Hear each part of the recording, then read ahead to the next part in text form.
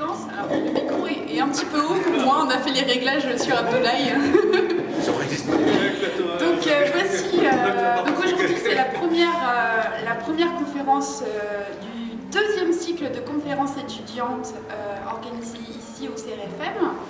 Et cette année, donc, nous organisons ce cycle de conférences avec le département de français et Chidi. Énorme département. Donc aujourd'hui, nous accueillons Abdoulaye Bio, donc bien connu dans nos murs, mais également affilié en fait à l'université Simon Fraser. Il est étudiant au doctorat. Donc c'est assez drôle de te présenter comme ça, Abdoulaye, ça change d'habitude. Et donc le sujet de sa conférence aujourd'hui, le modèle de la poubelle comme mode de prise de décision en milieu universitaire. Bonsoir et merci beaucoup à vous tous d'être venus. On sait qu'il est 3h30, c'est la fin de la journée, mais vous êtes venus en tout cas, ça me touche beaucoup. Merci encore d'être venus. Avant de commencer, j'aimerais qu'on observe une minute de silence à tous les bâtisseurs, tous les pionniers, tous ceux qui sont passés ici dans ces murs et tous ceux qui font qu'aujourd'hui on a ici une éducation en français. Donc j'aimerais qu'on observe une minute de silence. Et dans cette minute de silence, j'aimerais qu'on ait aussi une pensée pour Danielle Zonta, une de nos anciennes collègues. Danielle Zonta était chargée de cours, elle est décédée il n'y a pas longtemps. Donc j'aimerais qu'on observe une minute de silence pour tout ça.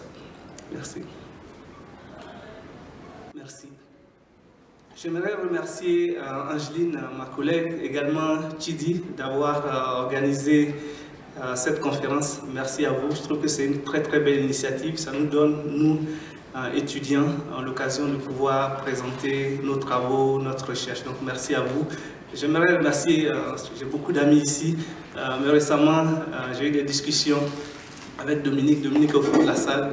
J'aimerais le remercier pour nos discussions qui sont souvent très corsées, mais ce sont des discussions qui me font grandir. Donc merci à toi. Je vais parler dans ma présentation d'une théorie, la théorie U.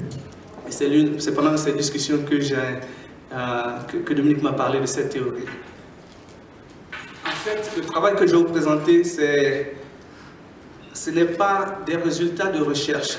C'est beaucoup plutôt, en fait, des travaux que j'ai eus. Donc, Angéline le mentionnait, je suis étudiant au doctorat et lors de nos travaux, on fait des recherches. Puis je suis tombé sur ce modèle, le modèle de la poubelle. C'est fascinant. Quelqu'un me dit, rien que le titre. Est-ce que vous êtes venu avec des poubelles? Non, il y en a qui ont apporté des poubelles. Non. Donc, rien que le titre était fascinant pour moi. Donc, je me suis dit, wow, qu'est-ce qu'il y a derrière la poubelle ou qu'est-ce qu'il y a dans la poubelle? Donc, ma présentation aujourd'hui, donc c'est une suite des travaux que j'ai eus donc, à l'université Simon Fraser. Donc, ce sont ces lectures que j'ai faites que je vais ici vous présenter. Et donc, je vais vous parler de mon plan et avant de la problématique.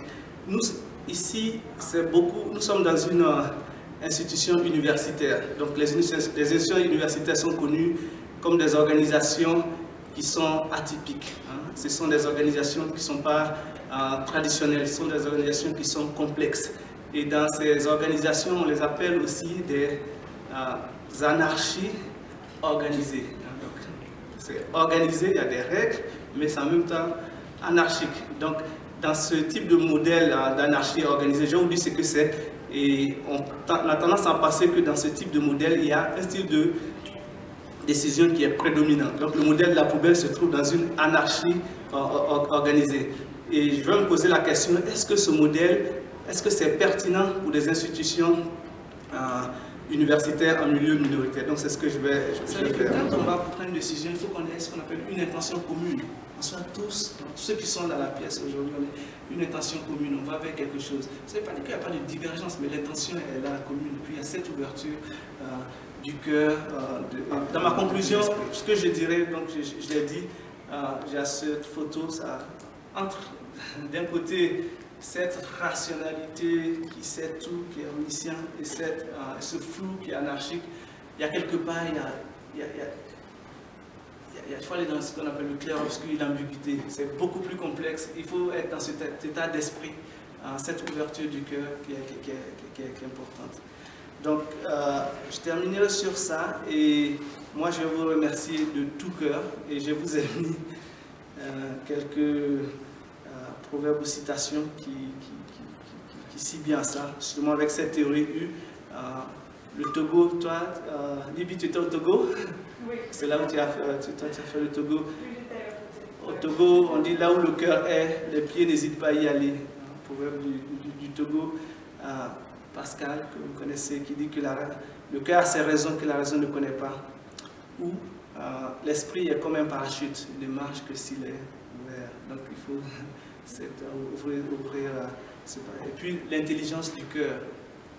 L'amour est la seule émotion qui accroît notre intelligence, donc avoir cette intelligence du cœur. Moi je vous remercie et puis merci beaucoup.